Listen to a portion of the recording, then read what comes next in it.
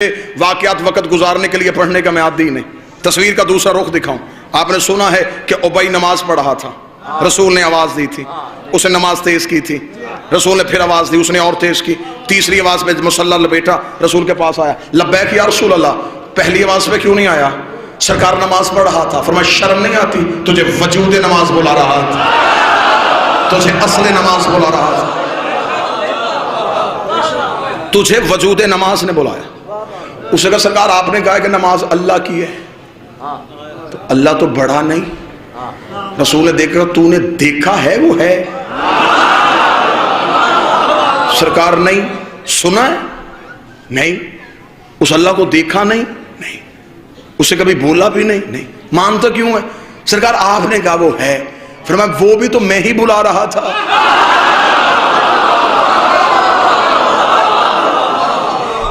اب میں جملہ دینے لگا ہوں, میری ہے کا نام دین ہے, نہیں کا نام دین نہیں. میں نے بلایا بس. یہ تو واقعہ آپ نے سنا. تصویر کا دوسرا رخ دیکھنا. ابئی رسول کی محفل سے اٹھا اور صحابہ کی محفل پہ چلا گیا. صحابہ نے کہا ابئی آج چہرے پہ یہ اداسی کیوں؟ ابئی نے کہا آج بوڑھا ہو گیا تھا, آج پتا چلا ہے, شریعت کے مسئلے سے بے خبر رہا. آج مجھے نبی نے پاس بلا کے سمجھایا ہے کہ جب نبی آواز دے تو نماز توڑو اور نبی کی آواز میں لبیک کہو. یہ مجھے آج پتا چلا ہے. اللہ کی نماز توڑ دی جاتی ہے نبی کے بلانے پہ, اللہ کی تسبیح روک دی جاتی ہے نبی کے بلانے پہ. اتنا کہنا تھا. ابئی نے کہا کہ آج مجھے مسئلے کا پتا چلا. ساتھ بیٹھا تھا ایک 450 سال کا جوان سلمان.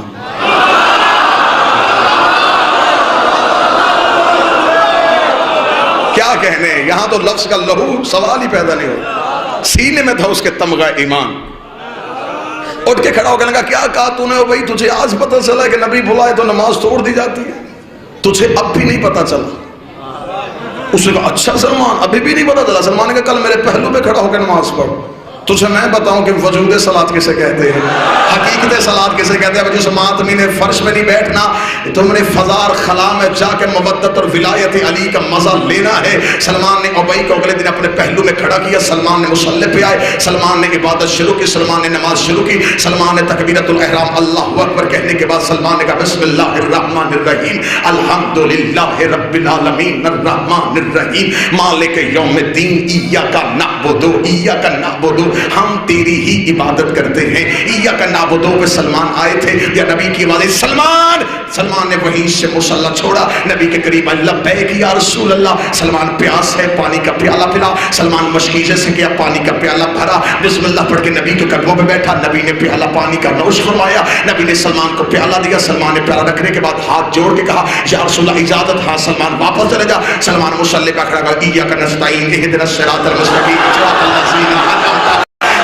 سلمان نے نماز کو شروع کیا. جدھر سلمان نے نماز کو ختم کیا, ابئی نے جلدی سے نماز ختم کی. نبی کے قدموں پہ جا کے لگا بڑھا ہو گیا ہے بطول کی دہلیز میں سجدے کرتے ہوئے, جسے ابھی تک اتنی معرفت بھی نہیں ہوئی. جب اس نے نماز توڑی تھی, اس نے نماز کو سرے سے کیوں نہیں پڑھا, اس نے نماز کو شروع سے کیوں نہیں پڑھا, اس نے وہیں سے آ کے نماز کیسے شروع کر دی؟ نبی نے بلا کر سلمان تو نماز توڑ کے آیا تھا, جی مولا تو نے سرے سے کیوں نہیں شروع کی؟ نبی کے قدموں بیٹھ کے تھا مولا تجھے تیری عزت کا واسطہ پہلے بتا میں نے توڑی کب تھی, میری ٹوٹی کب تھی؟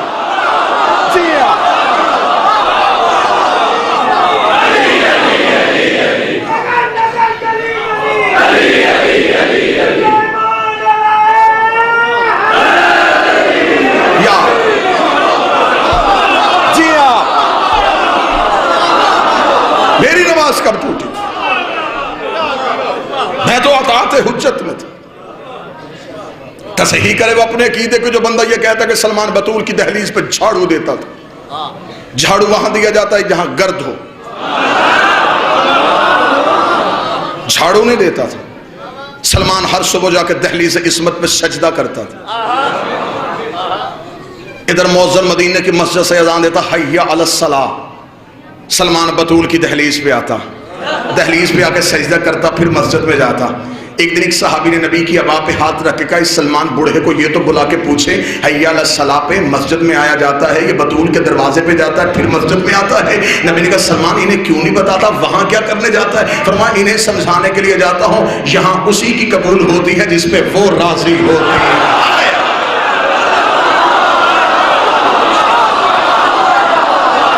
جی آپ سب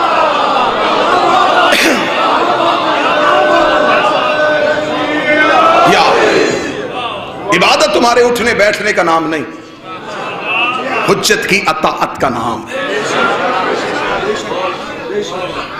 اختیار حجت کو سمجھو، حجت کے اختیار کو سمجھو، اپنے بادشاہوں کے اختیار کو سمجھو تو صحیح، کس اختیار کے مالک ہیں؟ جن کے بہلول، بلال، کمبر، مقداد اور قلندر کے اختیار نہیں پڑھے گئے۔ آج 2 ٹکے کا بندہ اٹھ کے کہتا ہے کہ نہیں سرکار یہ آپ جو کہہ رہے ہیں علی تو ایسا نہیں کر سکتے۔ اپنی حد میں رہے، اپنی اوقات میں رہے۔ ابھی تو ہم علی کے وجود کے فضائل پڑھے اور تجھ سے برداشت نہیں ہو رہے، ہمیں مجبور نہ کرنا، ہم اس گھر کے جانوروں کی فضیلتیں پڑھنی شروع کر دیں۔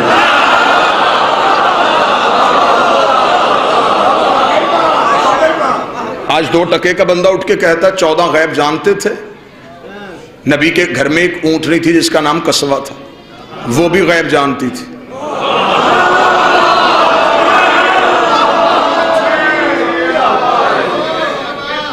میں شہزادی صاحب کی بات کی پختگی کر رہا ہوں، میں تلاوت بھی کر رہا ہوں اور چہروں کی زیارت بھی کر رہا ہوں۔ سرکار نے کہا تھا کہ آپ کو یہاں پہ سارے ہی ماننے والے ملیں گے، اور الحمدللہ میری نظریں کہیں بھی ایسی نہیں ٹھہری جہاں ایک ہلکا سا شکن بھی شک کا آیا ہو۔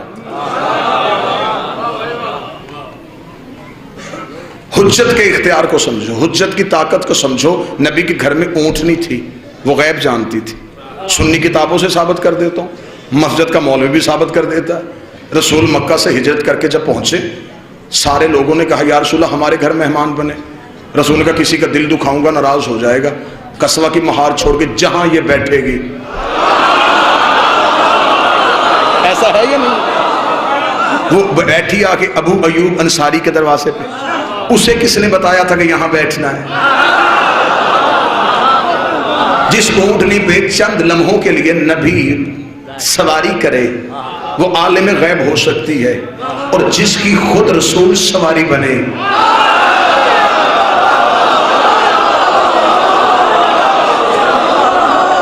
پھر مجھے نہیں سمجھ آتا کہ نیچے والی عالم الغیب ہے، اوپر والا پھر عالم الغیب تو نہیں ہوگا؟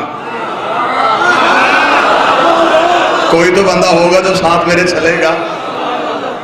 اگر نیچے عالم الغیب ہے پھر اوپر تو عالم الغیب نہیں ہوگا، پھر اوپر تو کوئی عہدہ اور ہے، تو سب اور ہے۔ اس لیے کہ جب نبی نماز پڑھا رہے تو جو پیچھے پڑھ رہے تھے وہ عابد تھے، جو پڑھا رہا تھا وہ عبد تھا۔ سبحان اللہ سی اسرا بعبدہ، خدا نے خود اسے عبد کہہ کے بلایا۔ جو پیچھے تھے وہ عبد نہیں تھے، وہ عابد تھے۔ جو آگے تھا وہ عبد تھا، جو اوپر تھا وہ معبود تھا۔ عرش پہ معبود، مصلی پہ عبد، پیچھے عابد۔ اوپر معبود کی عبادت ہو رہی تھی، عبد نماز پڑھا رہا تھا، عابد پڑھ رہے تھے۔ حجرے کا پردہ اٹھا، ظاہری کمسنی میں ایک شہزادہ نکلا، عابدوں کی گردنوں پہ اپنے پاؤں رکھتا ہوا، عبد کی پشت پہ آ کے بیٹھ گیا۔ عبد کی پشت پہ بیٹھ کے اس نے معبود سے کہا اب نیچے عبد ہے، تو معبود ہے، اب بتا میں کون ہوں؟ پیچھے عابد رہ گئے، آگے عبد ہو گیا، تو معبود ہو گیا۔ آواز قطعی حسین نیچے نہ اترنا، میں تجھے تیرا عہدہ بتانے لگا ہوں۔ پیچھے عابد ہیں، یہ عبد ہے، میں معبود ہوں، تو ابا عبد اللہ۔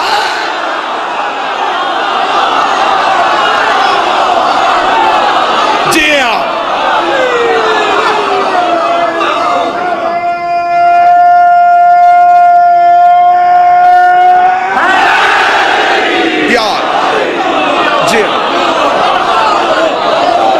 حسین تو عبداللہ۔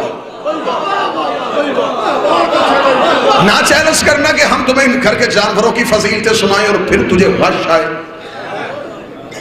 جانور تو پھر بھی سانس لیتے ہیں، زندگی ہے ان کے پاس، جانور تھے، سانس لیتے تھے، زندگی تھی. علی کے ہاتھ میں ایک لوہے کا ٹکڑا تھا. شیرازی بادشاہ زمانہ تلوار کہتا تھا، علی ذوالفقار کہتے تھے. کتابوں کا انبار ممبر پہ لگاؤں گا. بہت سی جنگیں ایسی ہیں جہاں پہ جا کے علی قبضہ تلوار پہ ہاتھ نہیں رکھتے تھے. علی ذوالفقار کو ہوا میں چھوڑ دیتے تھے. ذوالفقار ہوا میں لہراتی ہوئی آتی تھی، 3 گردنیں کاٹتی تھی، 4تھی چھوڑ دیتی تھی، 6 کاٹتی تھی، 7ویں چھوڑ دیتی تھی، 10 کاٹتی تھی، 11ویں چھوڑ دیتی تھی. مالک اشتر نے قدموں میں بیٹھ کے کہا، یا علی یہ تیری تلوار گردنیں چھوڑ کے کیوں چلتی ہے؟ فرمایا گردنیں چھوڑ کے نہیں چلتی، شجرے دیکھ کے چلتی ہے، نسلیں دیکھ کے چلتی ہے. آئے ہائے ہائے، کیا جنت کا ماحول، کیا جنت کا ماحول.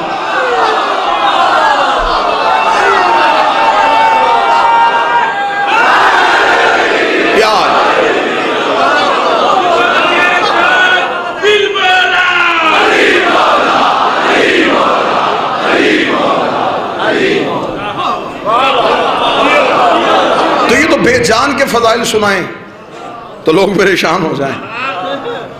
یہ سانس تو نہیں لیتی تھی نا، لیکن بہت سو کے سانس لے لیتی تھی.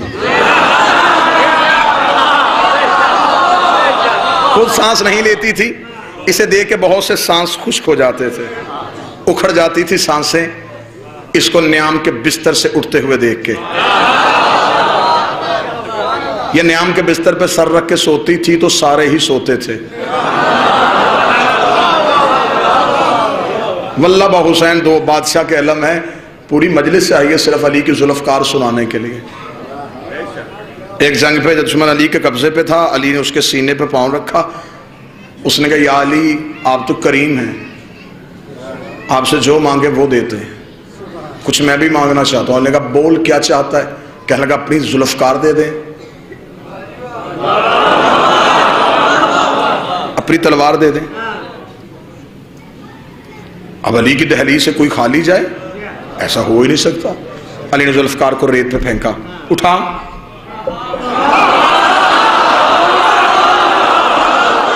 اٹھا. اس نے ذہن میں سوچا کہ جلدی سے تلوار اٹھاؤں گا، الٹا وار علی پہ کروں گا. پھرتی سے اٹھا، ہاتھ تلوار پہ نظر علی پہ، ہاتھ تلوار پہ نظر علی پہ، ہاتھ تلوار پہ نظر علی پہ. زور لگا رہا ہے، اٹھنے گئی، زور لگا رہا ہے، ہلنے گئی.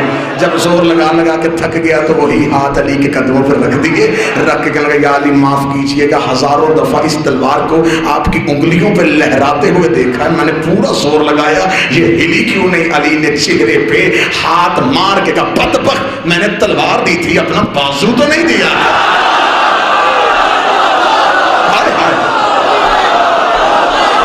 میں نے تلوار دی تھی.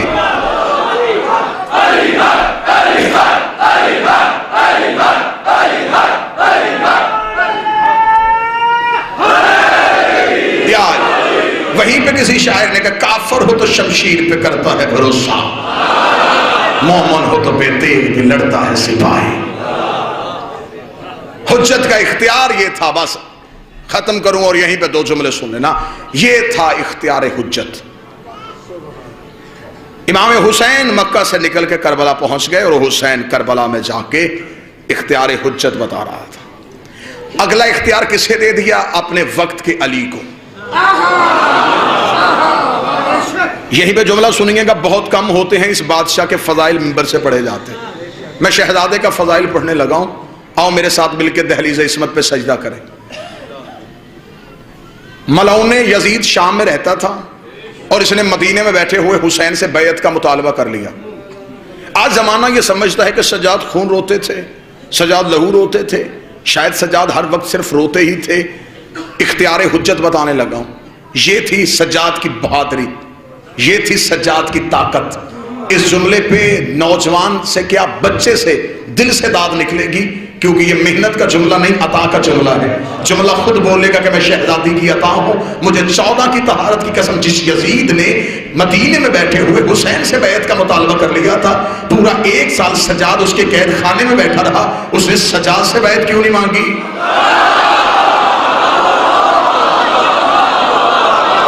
اسے امام کی بیعت چاہیے تھی نا، تو وہ سجاد سے بھی مانگتا.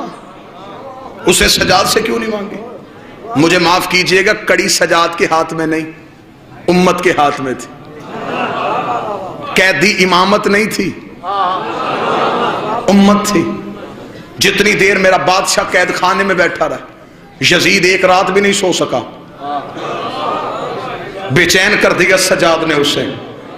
اس لیے تو شاعر نے کہا تھا بستر جو مخملی تھا اسے خار کر دیا، بستر جو مخملی تھا اسے خار کر دیا، سونا فرعون شام کا دشوار کر دیا، نیند اس کی باندھ کی زنجیر پا کے ساتھ سجاد نے یزید کو بیمار کر دیا.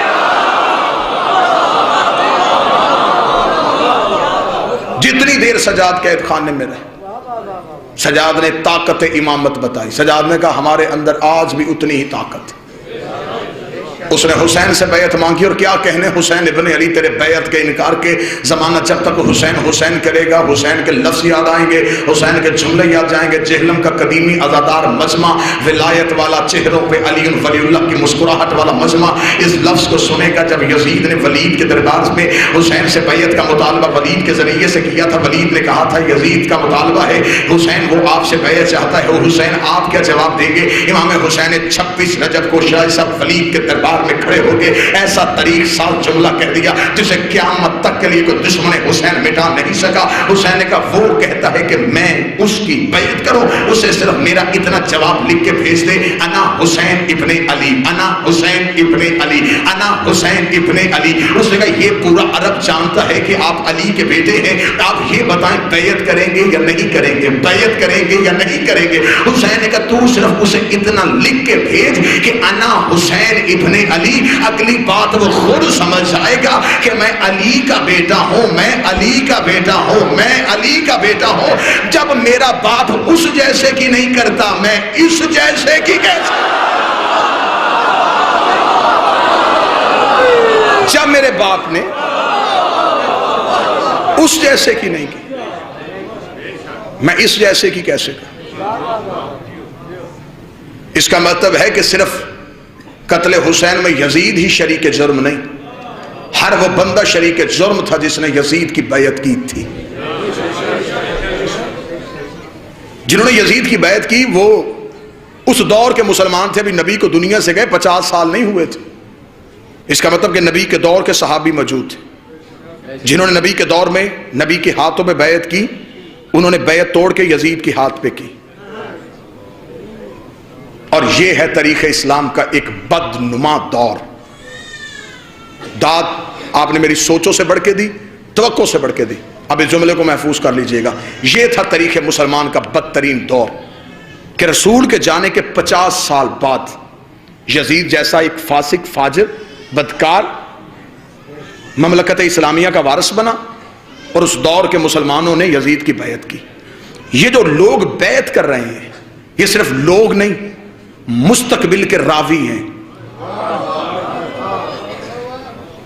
یہ لوگ صرف بیعت نہیں کر رہے، ان میں بڑے بڑے مستقبل کے محدث چھپے ہوئے ہیں. انہوں نے حدیث نقل کرنی ہے، انہوں نے تاریخ کو روایت کرنا ہے، انہوں نے رسول کے فرمان کو روایت کرنا ہے. تو جب ہاتھ یزید کے ہاتھ میں تھے، زبان آل محمد کا حق کیسے بول سکتی تھی؟ پھر اس دور میں جو تاریخ بنی، آج کے مسلمان نے اسے مستند اس لیے سمجھا کہ یہ نبی کے فوراً بعد بنی تھی، جبکہ نبی کے فوراً بعد یزید کے ہاتھ پہ بیعت ہو گئی تھی. اور یہ فقہ اور شریعت کا قانون ہے، جب کوئی مسلمان کسی فاسق کے ہاتھ پہ بیعت کرے تو وہ دائرہ اسلام سے نکل جاتا ہے. پھر مجھے معاف کیجئے گا، یزید کے دور میں جن مسلمانوں نے یزید کی بیعت کی، اب ان کا اسلام سے قرآن کے مطابق کوئی تعلق نہیں رہا. پھر اس کا مطلب کہ حسین کو مسلمانوں نے نہیں مارا، مسلمانوں نے نہیں مارا، کافروں نے مارا. اور یہ تھا اختیار حجت کہ شریعت کا اور قرآن کا مسئلہ ہے کہ جب کوئی مسلمان کسی فاسق کے ہاتھ پہ بیعت کرے وہ دائرہ اسلام سے نکل جاتا ہے. اب اگر وہ دوبارہ مسلمان ہونا چاہے اور کوئی حجت موجود ہو، اسے اس کے پاس آنا پڑے گا، اس کے ہاتھ پہ دوبارہ بیعت کرنی پڑے گی، جس کے لیے کہا جاتا ہے نص ہے تجدید بیعت. بیعت کا پلٹ کے واپس آنا، بیعت کا دوبارہ قائم ہونا. وہ دوبارہ معصوم کے ہاتھ پہ بیعت کرے گا. یہ تھی حسین کی جنگ کہ لوگوں نے یزید کے ہاتھ پہ بیعت کی. اس کا مطلب نبی والی بیعت ٹوٹ گئی، علی والی بیعت ٹوٹ گئی، حسن والی بیعت ٹوٹ گئی، لوگ دوبارہ زمانے جہلیت میں چلے گئے، حسین اپنے بہتر لے کے کربلا سو گیا، اگلی حجت 1 سال کے لیے قید خانے میں بیٹھی رہی۔ اب مجھے طریقہ مورخ بتائے کہ وہ پورا 1 سال امت کافر رہی ہے یا مسلمان رہی؟ اس 1 سال میں امت کہاں تھی؟ حالت کفر میں تھی یا حالت اسلام میں تھی؟ اس کا مطلب ہے یہ جو امام قید خانے میں تھا، امام قید نہیں تھا، امت قید تھی۔